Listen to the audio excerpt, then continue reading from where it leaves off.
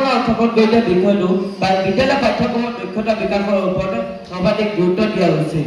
মই এইটোত একমত হ'ব বিচাৰো যে কেৱল পাঠ্যপুথিৰ জ্ঞানেই জ্ঞান নহয়। নেতৃত্ব গ্ৰহণ, খেলা ধূলা, সমস্যা, কাৰিকৰী জ্ঞান, বাস্তৱ জীৱনীয় অভিজ্ঞতা, সাংস্কৃতিক ক্ষেত্ৰত পাৰদৰ্শিতা, সাহিত্য সৃষ্টি, গুণবোৰে ছাত্ৰ ছাত্ৰীক সফল ব্যক্তি তথা নাগৰিক হিচাপে তেওঁলোকক গ্ৰহণযোগ্য কৰিব বিচাৰিছে। বিদ্যালয় পাঠ্যক্ৰমত দক্ষতা বিকাশৰ ওপৰত গুৰুত্ব দিহে পাঠ্যক্ৰম প্ৰস্তুত কৰাটো মই অধিক গুৰুত্ব প্ৰদান কৰিছো। সেয়ে আজিকালি সদনত এই যুক্তিসমূহ প্ৰতিষ্ঠা কৰিব বিচাৰো যে বিদ্যালয় পাঠ্যক্ৰমত দক্ষতা বিকাশৰ ওপৰত সৰ্বাধিক গুৰুত্ব দিয়া হৈছিল। মাননীয় সদন, আজিকালি কিছুমান নিবনুৱা সমস্যাই দেখা দিছে। এই সমস্যাসমূহ আমি দূৰ কৰিবলৈ আমাক দক্ষতাৰ প্ৰয়োজন হ'ব। দক্ষতাৰ বলত এজন ছাত্ৰ বা ছাত্ৰীয়ে নিজৰ পছন্দৰ কামত নিয়োজিত কৰিব পাৰে যদিহে সি ক্ষণস্থায়ী যে পুথিগত জ্ঞান নহয়। মই বিপক্ষে এটা উদাহৰণ দিব বিচাৰিছো যে আমাৰ ডিব্ৰুগড় জিলাৰ লেপেটকটা গেছ ক্ৰেকাৰত দক্ষতাৰ বলত বহু যুৱক যুৱতীয়ে তাত কিছুমান কাম কৰি আছে।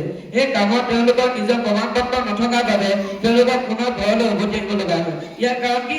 তেওঁলোকৰ নিজা জ্ঞান নাই আৰু পাঠ্যপুথিৰ জ্ঞান নাই। সেয়েহে অকল পাঠ্যপুথিৰ জ্ঞান আৰু কেৱল দক্ষতা জ্ঞান এই দুইটা হ'ব লাগিব। কেৱল পাঠ্যপুথিৰ জ্ঞানে হ'লে নহ'ব, কেৱল দক্ষতা জ্ঞানে হ'লে নহ'ব। যিকোনো বিষয়ত দক্ষতা বিকাশ হ'বলৈ হ'লে গ্ৰাম্য যোগ্য হ'ব লাগিব। আজিকালি দেখা গৈছে যে মহাবিদ্যালয়, বিশ্ববিদ্যালয় আনকি বিদ্যালয়সমূহত বিভিন্ন ধৰণৰ কাৰিকৰী শিক্ষা দিয়াৰ ব্যৱস্থা কৰা হৈছে। এগৰাকী গুণকাৰী ব্যক্তি হ'বলৈ হ'লে আমাৰ এই দুইটা প্ৰয়োজন হ'ব।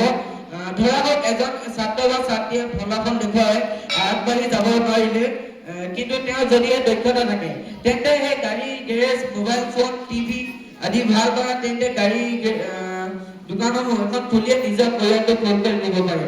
কিন্তু বৰ্তমান সময়ত প্ৰযুক্তিবিদ্যা, তথ্য প্ৰযুক্তি আৰু জ্ঞানৰ ওপৰত ভিত্তি কৰি গভীৰতা অৰ্থনৈতিক আৰু সমাজ ব্যৱস্থা। সেয়েহে মই প্ৰতিবাদ ক'ব পাৰোঁ যে বিদ্যালয়ৰ পাঠ্যপুথিসমূহত আমাক দক্ষতাৰ প্ৰয়োজন।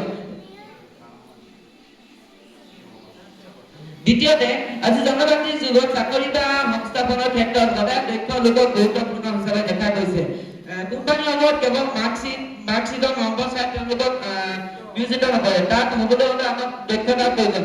সেই দক্ষতাসমূহ বিভিন্ন ক্ষেত্ৰৰ পৰা আমি ক'ব পাৰোঁ। সেয়েহে মই প্ৰতিবাদীকে ক'ব পাৰোঁ যে বিদ্যালয়সমূহত দক্ষতাৰ প্ৰয়োজন হ'ব লাগিব আৰু হ'বই লাগিব। ইয়াৰ ওপৰত কেৱল পাঠ্যপুথিৰ জ্ঞানে ছাত্ৰ ছাত্ৰীসকলক নিজস্ব প্ৰতিভা আৰু সৃষ্টি